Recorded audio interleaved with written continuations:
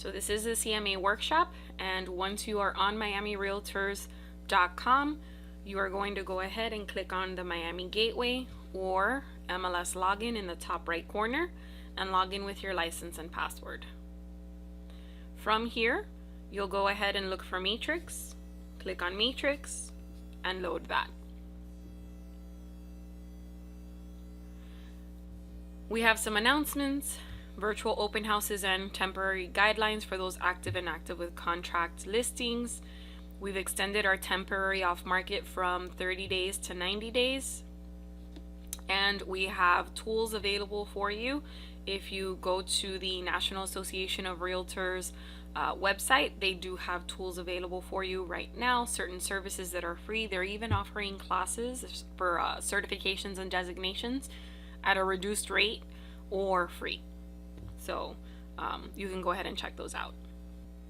All right, so please remember there is a chat feature, so if questions come up, you can go ahead and leave them in the chat and I will address them later. Try to be as specific as possible, because once I'm done with the entire presentation, it's easiest if you say, hey, in Matrix, what about XYZ? So just try to be specific with the product and the question that you have. And I'll go ahead and I'll stick around a few minutes after the end of the webinar so that I can address those and help you as much as possible. So in Matrix, there are two different ways that you can create a CMA. It's the same report, but it's basically two different doorways into the same report. The first one would be if you go to My Matrix, you click on My CMAs, and there's a button to start a new CMA. However, the second option is the one most people seem to prefer, and that's to go straight into a search, run your search, go through your comparables, pick them, and then there's a button at the bottom conveniently that says CMA. So I'm actually going to start through there. In Matrix 301, I kind of show you both starting points, and I also show you what every single page in the report or the options for every single page, what those are and what they look like.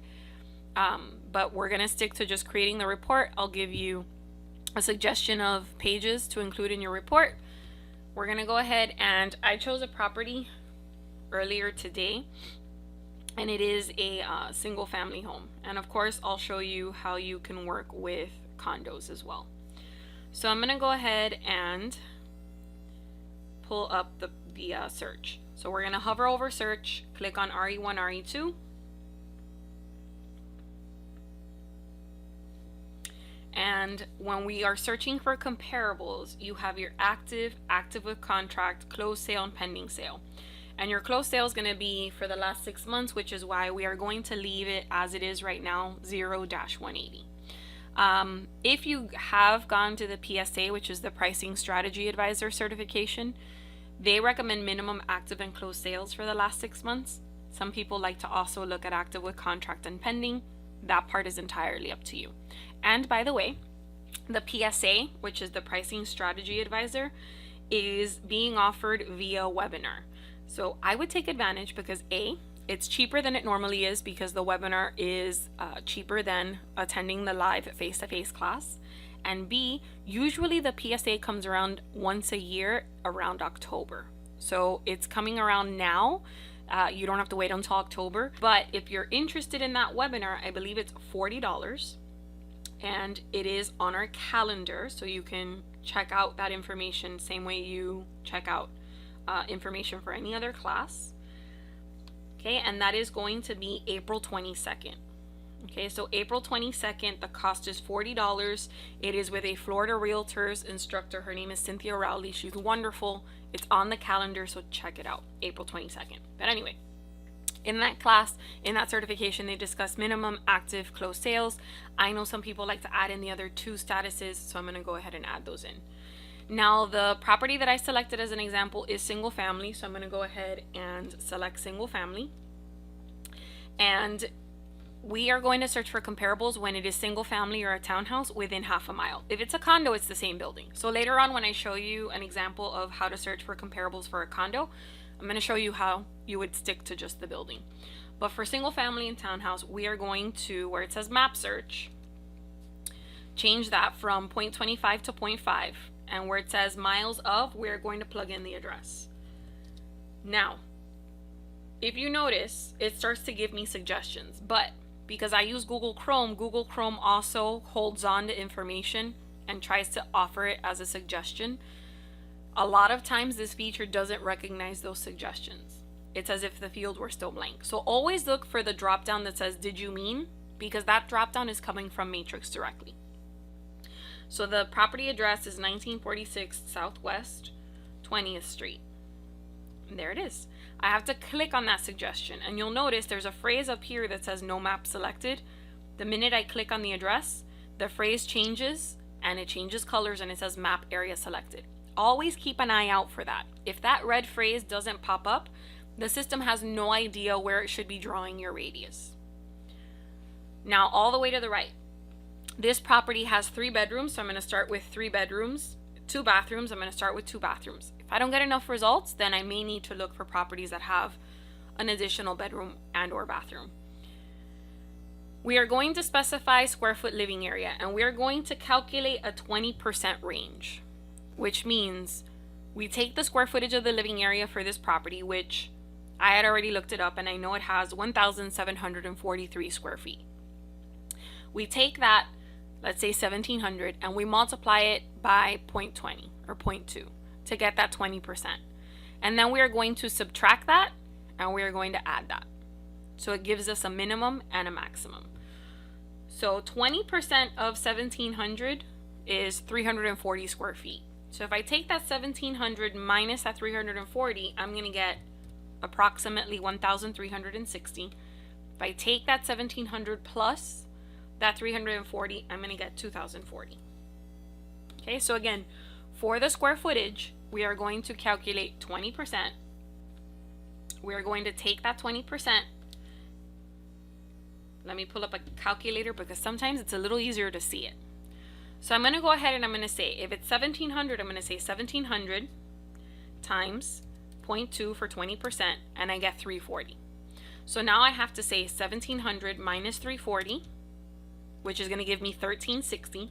1,700 plus 340 is going to give me 2,040. So now the square footage that I'm looking for, because I'm looking for properties that are nearby, I'm looking for properties that are similar in size and in characteristics, which is why I'm using bed and bath. So we're going to go ahead and we're going to say we're looking for properties that are between 1,360 square feet and 2,040. Now we're going to do the same for the property square footage as well, which is like the lot size. Now this lot is approximately, I have it written down here, the square footage for the lot is approximately 6,600 square feet. So again, sometimes it's just easier to see it. I know for me it is. So if I take that 6,600 and I multiply it times 0.2, I get 1,320. So 6,600 minus 1,320 gives me a minimum of 5,280. 6,600 plus that 1,320 gives me 7,920. So I'm going to plug in here 5,280, 7,920. So again, we're looking for properties that are similar in size, nearby, so that we can pull those comps. And I have 10 results, which is not bad. PSA, which is the Pricing Strategy Advisor, recommends that you get 3 to 4 good comps. Statistically speaking, if I only have a handful of results, the likelihood that all of those properties will be accurate comparables is slim to none. So I would say always try to make sure that you have at least 10 results, because you know that from those 10, hopefully about half of them will be good comps, and we need 3 to 4. So we go ahead into the results. And of course, before you create a CMA, you should have seen the property so that you can see what characteristics it has. Has it been updated, remodeled? Does it need an update or remodel? So that you can find comparables that are similar to that property. So here we have the list of comparables. We have 2 actives, an active with contract. We have 5 or 6 closed sales and a pending sale. So at this point, we would need to click into every single listing and select the listings that are most similar to our subject property. Okay, so I would click into the MLS number. I would read through everything. I would look through everything. If it is similar, there is a little checkbox at the top left corner, and we go ahead and we check it off. If it is not, obviously we leave it without selection. We go to the next property, we repeat the process. Okay, we check it off. If at any point in time you want to go back to the original list, remember you have to click on Agent Single Line, and it takes you back to the list. So I'm going to select 2 actives. I'm going to select 2 closed sales, because minimum we should have a variety of statuses, but we're going to go through, and I had already looked at the subject property, and it's pretty, you know, from what I last saw in an old listing, it was okay. It was, now that I don't have any recent pictures, so I'm going to assume that it has been remodeled and up to date. This one is as well, so maybe I want to check that one off. The next one, and of course if it's a 1-story property, I'm going to use other 1-story properties. I'm not going to select a 2-story home. So I'm going to go through and we're going to look through everything, check the pictures, check the details, the remarks, select some properties. So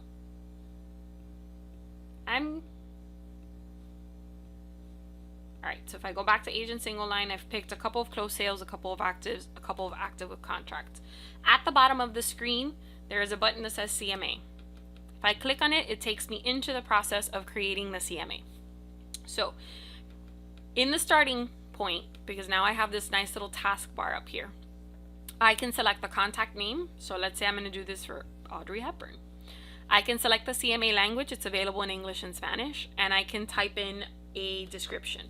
We recommend that in the description you place the address. You can place whatever you'd want to place here. It's an open field, but we recommend this because when you're looking at a long list of CMAs, you'll see the description that you included and you'll see the name of your customer. So I'm just going to go ahead and plug in the info.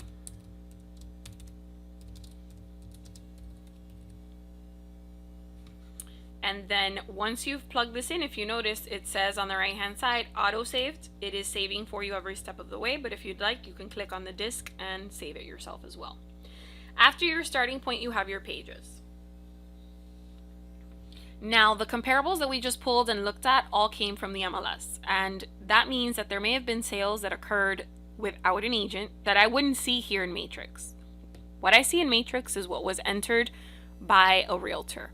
There may have been some sort of FSBO that occurred that could potentially give me a better understanding of that market. So I need to also look at the tax record. So in this section where you get to add your pages, and by the way, those are the pages that I recommend, listed on the right hand side where it says selected pages. You can jot those down, you can take a picture. But in this section, you're also allowed, if you notice on the left hand side, to upload your own custom pages. So one of the things I like to show you is how you can jump into something like IMAP, find the comparables for that property in IMAP, download that information, and go ahead and import it into Matrix. So you have the comparables that you found in the MLS in combination with any comparables you found in the tax record that were not represented in the MLS. So what I'm going to do now is, since we're in the pages, in the top menu options for Matrix, you have a link to IMAP. Okay, I'm going to go ahead and click on IMAP. It's going to leave Matrix there. It's open in another tab, but now I have IMAP in a new tab. On the left where it says Miami Realtors, log in via Safe MLS, single sign-on, I click, it's going to take me to IMAP. There we go. So to pull the comparables, I need to make sure that I'm in the tax search, and it is a Miami-Dade property, so I need to make sure that on the right where it says county, I'm in Miami-Dade County. Where it says property address, I'm going to go ahead and plug in that property address for that subject property example that we're using, which is 1946 Southwest 20th Street. And then you'll notice that at the bottom of the screen it says Start Search. I'm going to click on Start Search. So this is the tax record for the property. On the right hand side, however, there's an option that says Find Comparables. I'm going to go ahead and click on Find Comparables. And I already have my criteria set. So if I scroll down a little bit, okay, I have my criteria set and I set it as a default. So again, if you want to take a moment, jot this down or take a picture if you'd like to duplicate this in your own account. The minute you click on Set as Default, that criteria is stored as your default, and every time you click on find comparables, that's the criteria it'll be using. If for whatever reason you don't get enough results, in this situation I got 12 results. If I don't get enough results, I could go ahead and I could modify any of these and update the criteria to just change it in that moment for that specific case or scenario. Now the comparables that show up, if they have a blue R icon, that means that they were sold by a realtor. So I could have already potentially seen that in the MLS. What I'm interested in is finding those that don't have that blue R. I want to look at those sales that did not occur with the use of a realtor. So I can actually remove all of these that have the blue R and kind of leave just the sales that occurred without agents. So I'm going to go ahead and take off all of these. So of those 12 results, I have 2. And one of them sold for $430 and one of them sold for $160, which is far below what I'm seeing so far. So maybe I want to expand this. Maybe I want to look for properties that sold in the last year instead of the last 6 months. So I can say switch this to sold in the last year, and I can update that criteria. Okay, now I have a few more results, and I can go ahead and again I can remove. Every time you do this, it'll bring back all of the results. So you would have to remove all of those sales that occurred with an agent. And it could be that even though I extended it to a year, it's still those same 2 sales. Creating CMAs and analyzing comparables is a process. It's not a click and done. It's not a one and done situation. So now I have 4 sales, and I see that I have that one for $160. I'm going to remove it. But now I've got, $300, $450, $430. And let's say I wanted to include this in my report. On the right hand side, it says save as PDF. Okay. Remember, in order for me to include it in Matrix, you can also include it in RPR. It needs to be a PDF. So I'm going to go ahead and say save as PDF. And it's going to go ahead and download into my download folder. And I know that because I use Google Chrome, and that's generally what it does. Okay, now ideally, I would have preferred for these comparables to have been on the same side of 22nd Avenue and Coral Way as the subject property. Unfortunately, sometimes you don't have that option. They're still rather close because they're within half a mile, but ideally they would be in the same general area. So I know it downloaded. I'm going to go back in the Matrix and click on Upload Custom Pages. When I click on Upload Custom Pages, I can now choose the file. And I know it went into my downloads. There it is. And I click on Open. Once you've opened it, you still have to upload it. And once it's been uploaded, you can have a header added. So this is what it looks like. It generally looks like the header doesn't belong there.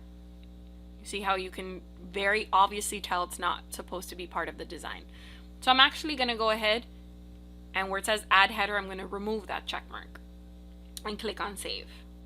All I've done is uploaded the page. I now have to make sure to include it in my report. So I'm going to actually click on that page and notice that it now appears on the right hand side. So I can go ahead and leave it there, or I can use these arrows all the way to the right to move them up and down and reorganize them. So I have my preferred pages. I have my comparables from IMAP.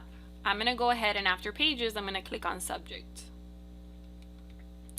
So where it says subject, I can either type in the information for the property manually, so I can go ahead and fill everything out myself. I can use an old MLS number, so if I know it was listed a few years ago, I can take that number, plug it in here, click on fill. It's going to copy and paste the information from that older listing into the report, and then I can just modify it. And then the last option is, I'm not sure if it's been listed, and I want to go ahead and see if I can find it. So I'm going to go ahead and click on that option. And all you have to do for this is remove all of your statuses. So I'm going to go ahead and at the bottom left, where it says clear, I'm going to clear everything out. And all you need to do is plug in the address in the center where it says street number, street direction, street name. So I'm looking to see if it was listed at some point, so that I don't have to type everything in myself. So I type in the address for the property, which is 1946 Southwest 20 I don't put the TH, RD, ND. I don't put street, ST, terrace, TER. I don't put anything. I leave just the number and I go to the results. And it turns out that this property has been listed twice in the last 10 or so years. And the most recent is usually the first one. Okay, so it was a closed sale. I'm going to go ahead and select it and click on fill from selected. What this does is it'll now fill out the information. There's a picture. I can go ahead and browse my device and upload a new, more recent picture. If anything has changed, I can update it.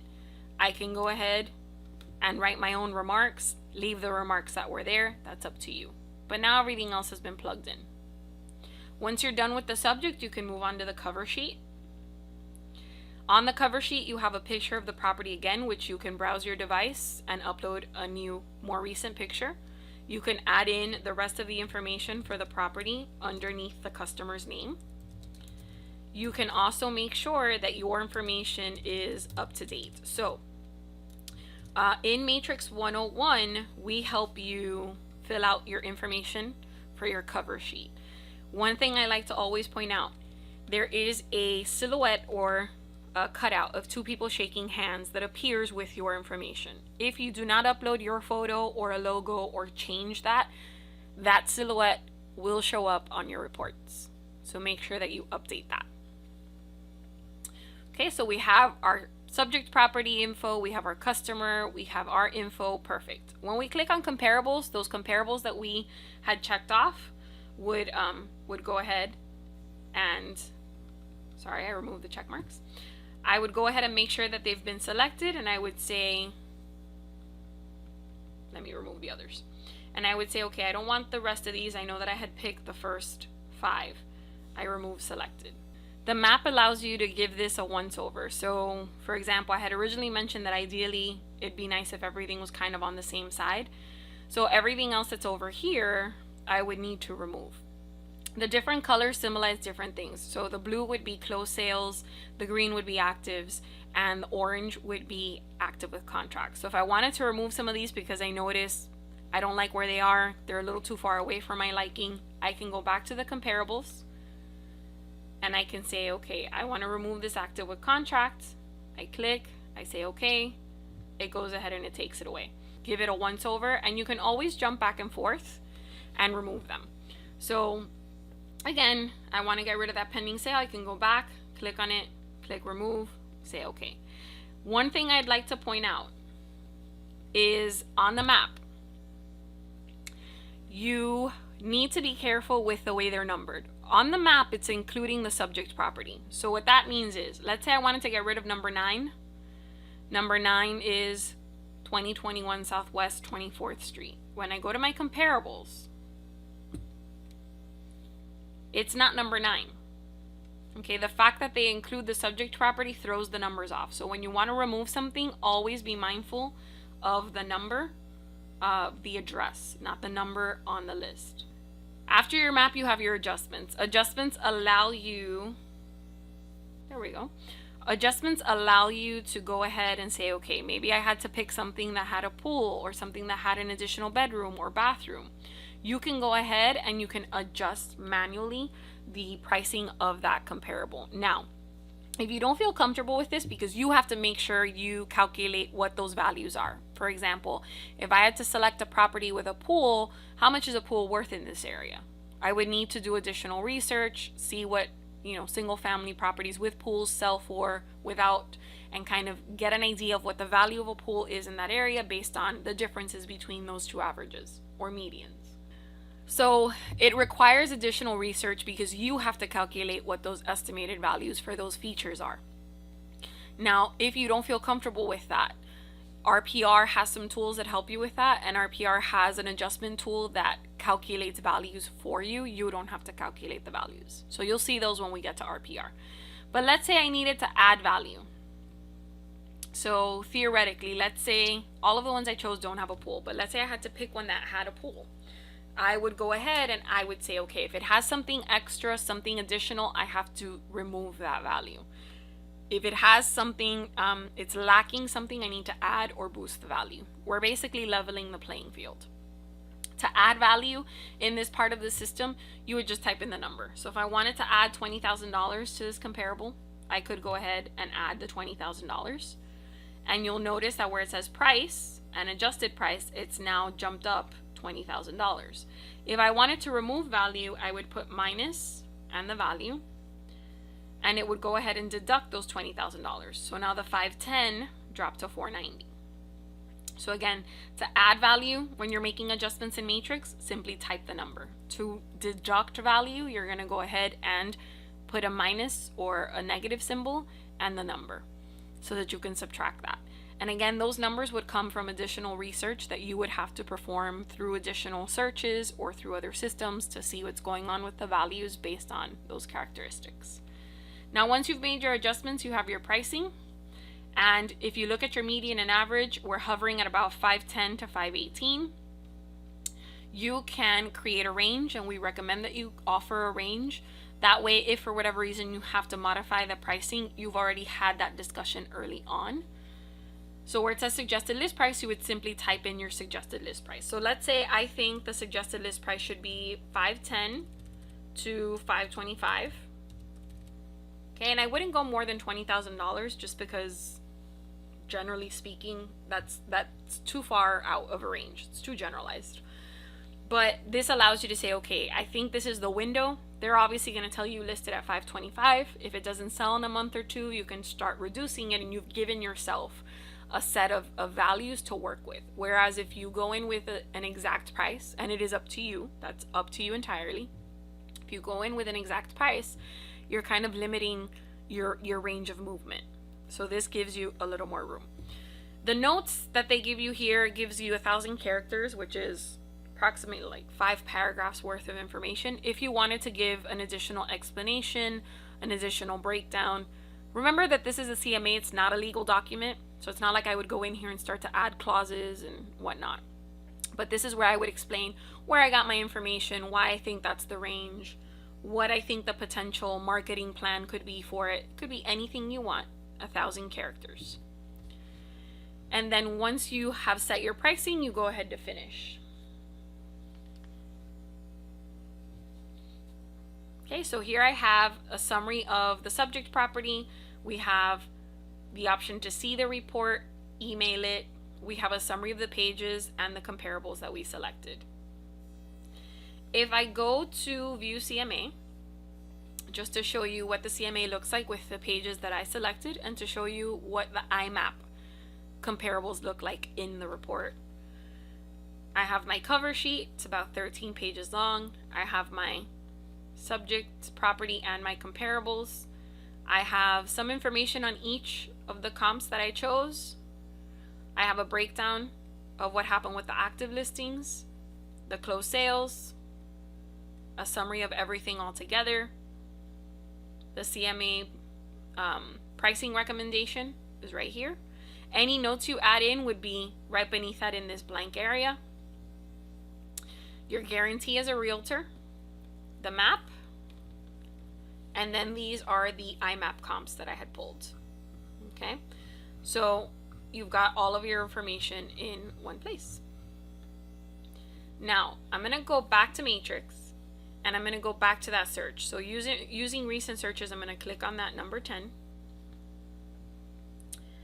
And I had selected these 5. Now if I don't need a full-blown report and I want something a little more condensed, instead of clicking on CMA, I'm going to go ahead and click on print. So let me refine this, narrow it down.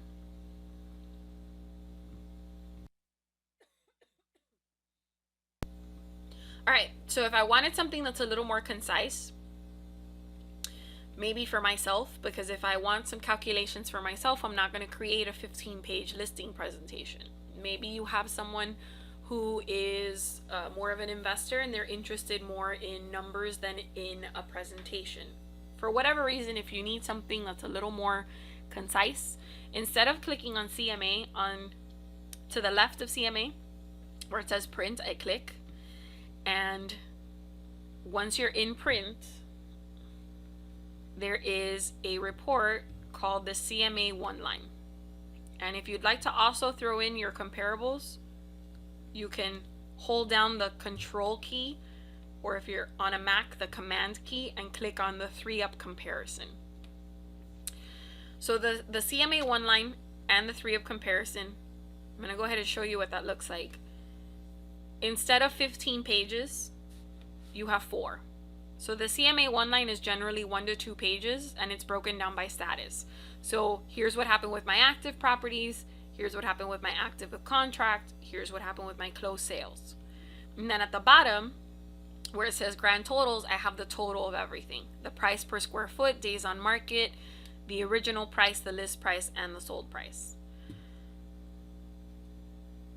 And then the 3-up takes the comparables or the listings that you chose, and it puts them into columns so that you have a little more information, including the remarks for each of the comparables.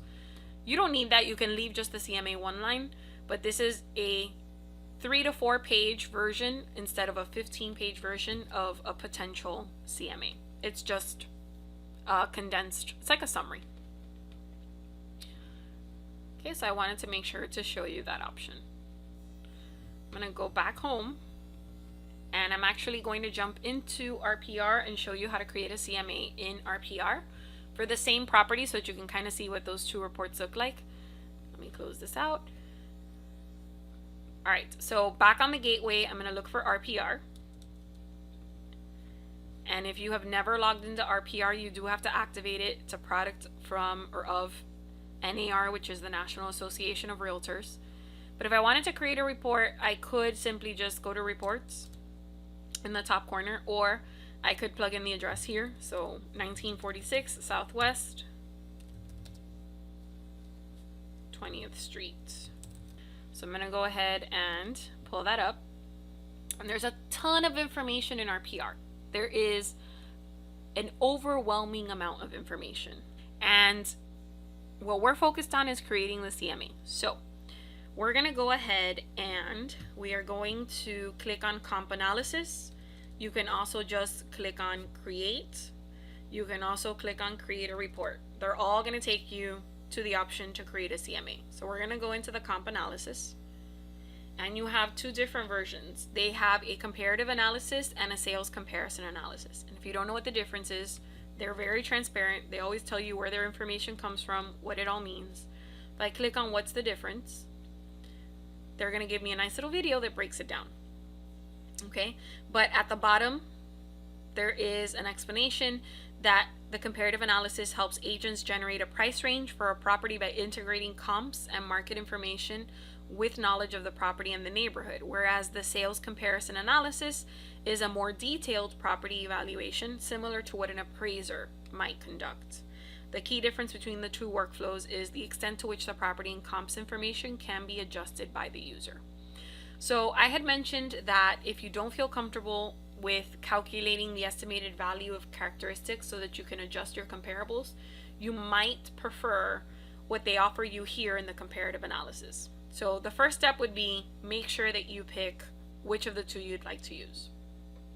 The second step would be confirm the home facts. So I click on confirm facts, and here's what's in the public record. If anything isn't accurate, I can go ahead and change it in the column that says your changes. I'm going to confirm those facts and close. Once you've confirmed the facts, the second step would be to search for comparables. So I'm going to go ahead and click on find comps.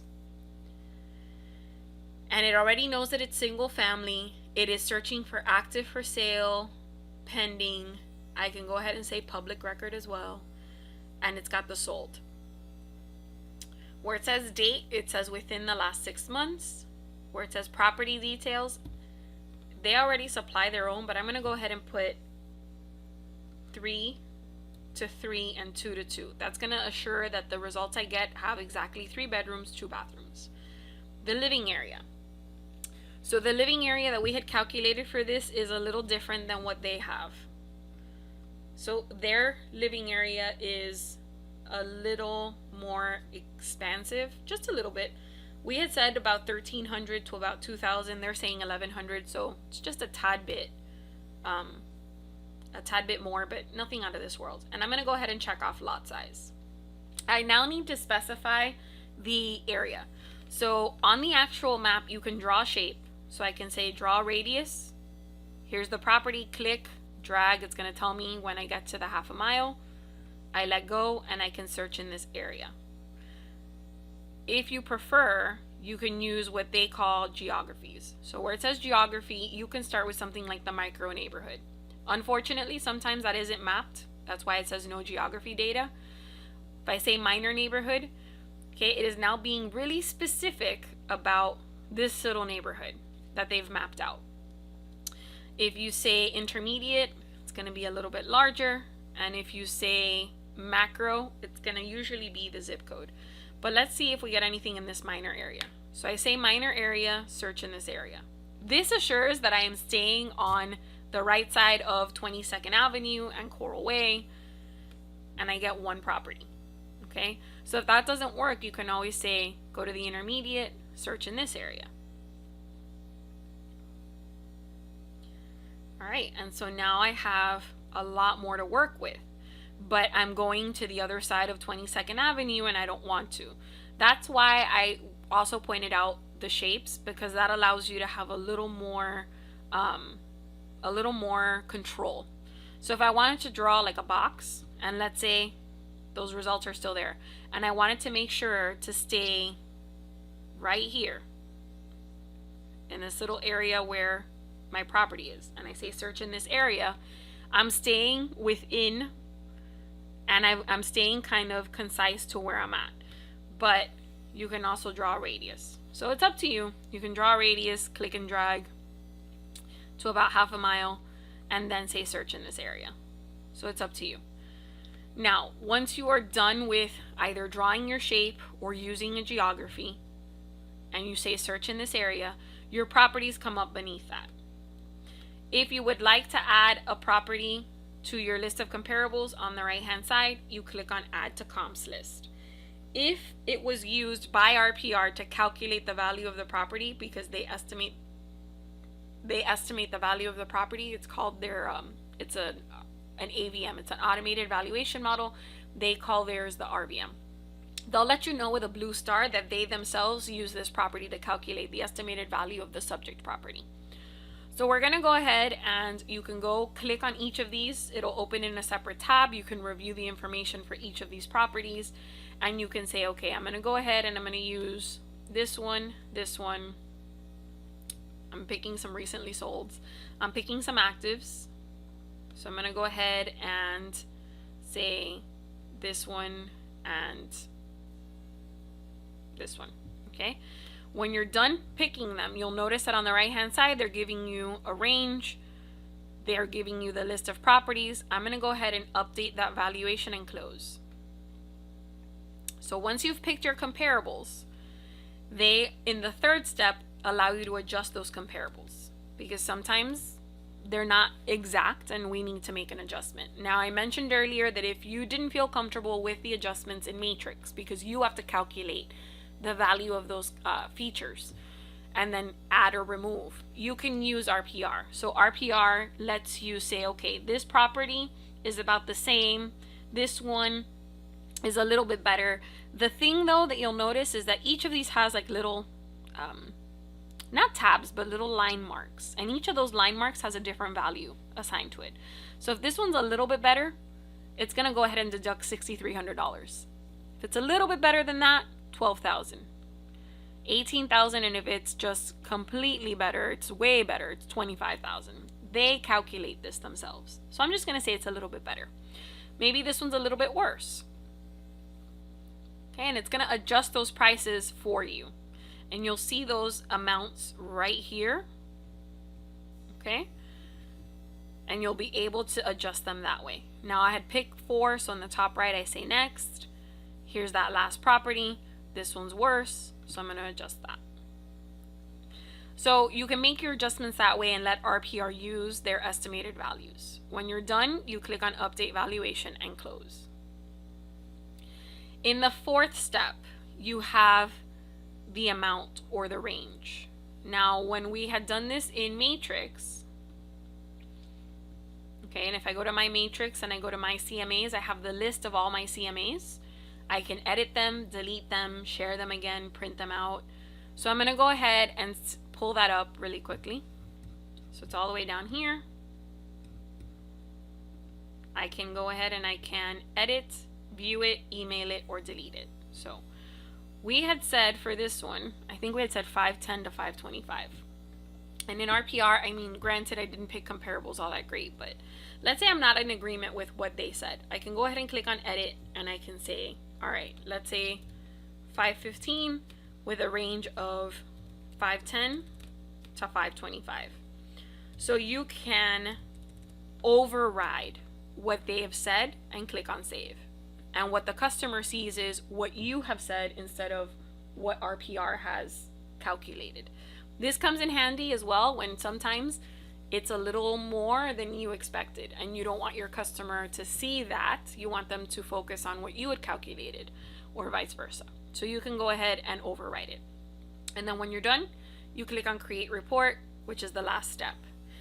Now they call the CMA the seller's report, and I'm going to click on more details.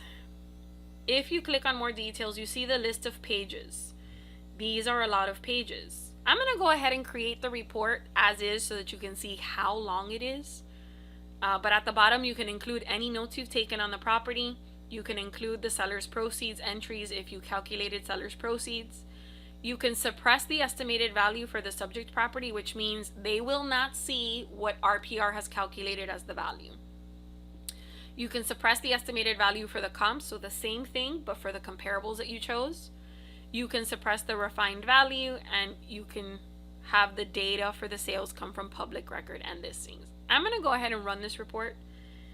This report is lengthy, okay? They are estimating it will be about 75 pages long. We do not need a 75-page CMA. That would be a very long presentation, and at the end of the day, your customer is not concerned with 75 pages of information. They are concerned with the bottom line, which is how much can we sell this property for. So I'm going to go ahead, and on this screen I'm going to show you what you would need to remove in order for your report to be a more condensed version, because we don't need all of this stuff. So I'm going to remove some check marks, and you can take a picture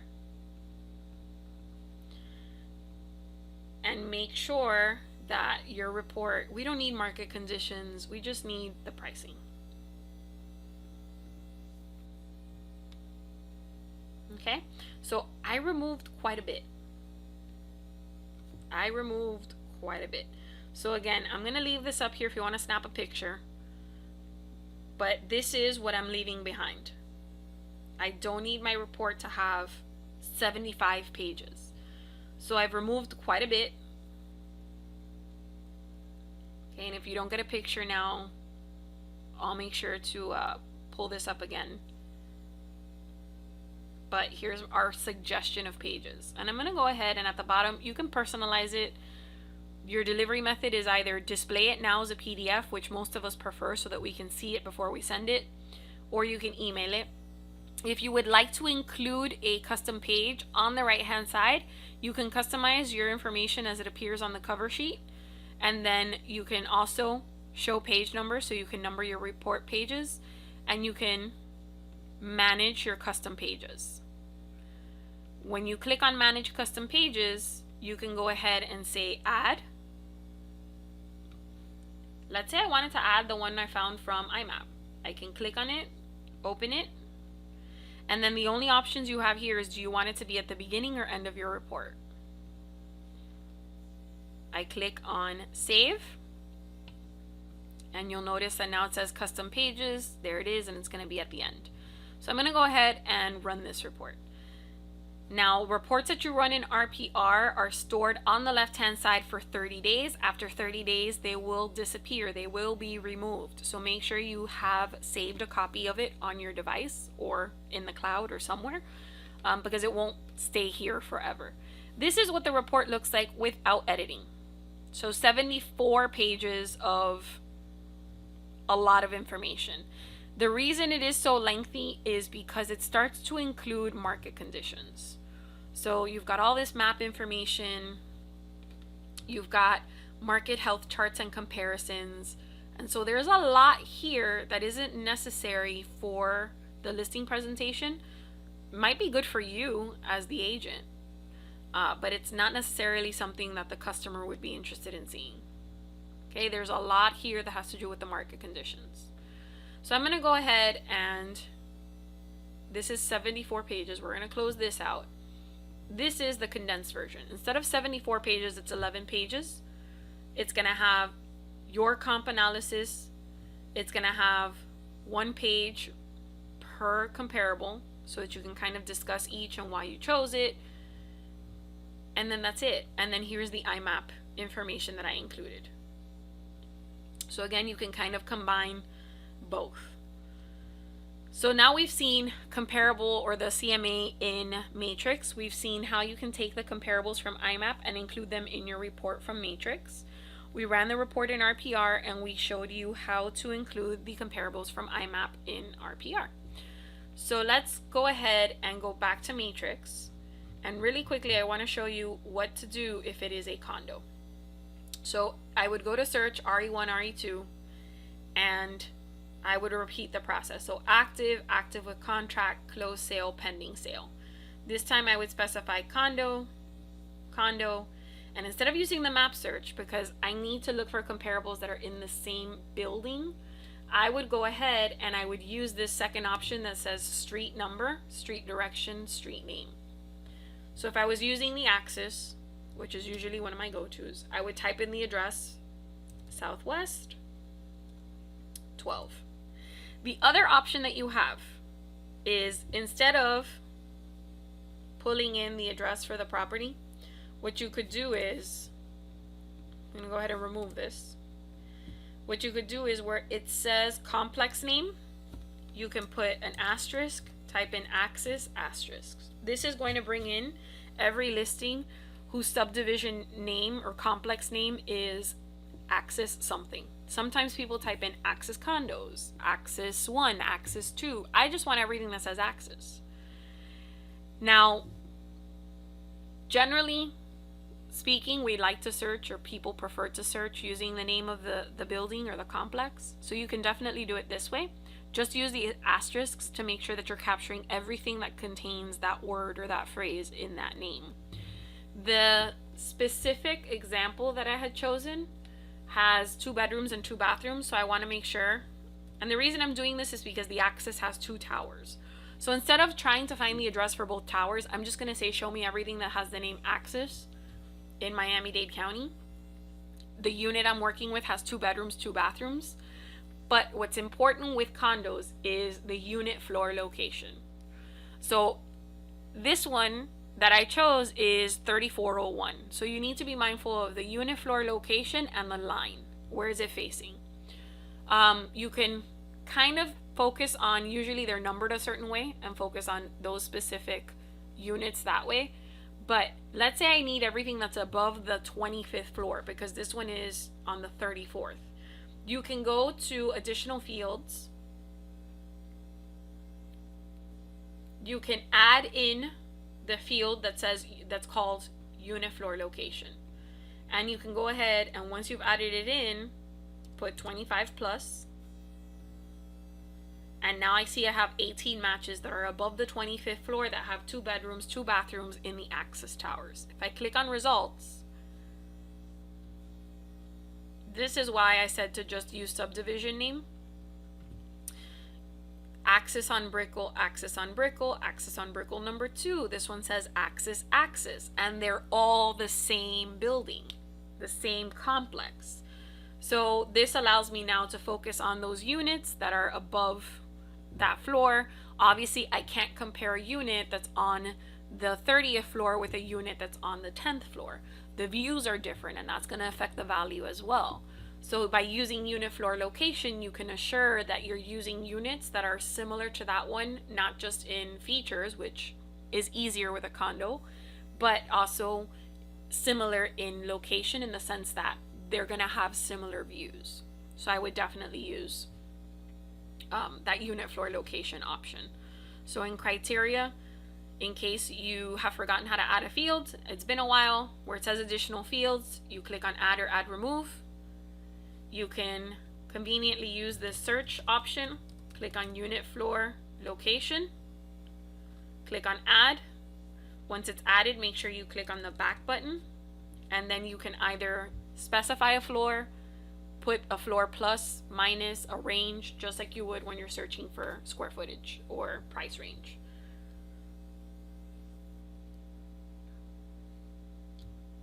All right.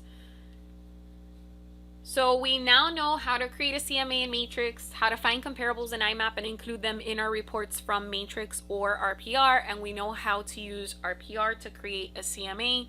I've also tried to include some of the do's and don'ts and commonly asked questions. If you have any questions, please make sure to type it into the chat feature. So someone had asked in the quick report, you can't add the ones you found on IMAP, right? So if you're talking about the CMA one line, you cannot add the ones from IMAP, but what I would do is you could probably on your own computer just merge the documents. Or when you're, creating it or printing it, just kind of print them and create one report. But yeah, when you're doing a CMA one line with the 3-up comparison, you cannot add pages. Are there any other questions? So again, this will be edited and posted on YouTube and on Miami Realtors Live. So I'm going to go ahead and put that in there while you guys think of any other questions you might have. Miami Realtors Live is actually on your gateway, by the way, right here where it says Miami Realtors Live. The listing agent information is at the bottom of the listing. So when I'm just going to pick a random listing. When you click on the listing, if you scroll all the way to the bottom, at the very end, it says agent office information, and that's where you would find the listing agent's information as well as the listing office. It is a lot of information. Practice makes perfect though. So this is the perfect time to start kind of clicking around and practice so that hopefully when life goes back to normal, we can hit the ground running. The listing agent's information will not come up on the CMA, so you're safe. The rest of the listing info will. All right, well, if you guys don't have any more questions, have a beautiful day. Thank you so much for tuning in. Thank you so much for your time. Hope to see you guys in the next webinar. And if you have any questions in the meantime, you can always email me, Maggie@miamire.com. Have a lovely afternoon, guys.